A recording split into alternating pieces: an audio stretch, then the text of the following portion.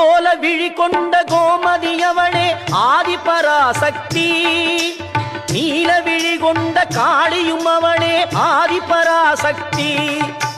கோல விழி கொண்ட கோமதி அவளே ஆதிபராசக்தி, நீல விழி கொண்ட காளியும் அவளே ஆதிபராசக்தி. முக்காலம் உணர்ந்தவள் முத்தொழில் புரிபவள் ஆதிபராசக்தி, முக்காலம் உணர்ந்தவள் முத்தொழில் புரிபவள் ஆதிபராசக்தி. திரிசூலமும் தாங்கிடும் சுந்தரி அவளே ஆதிபராசக்தி.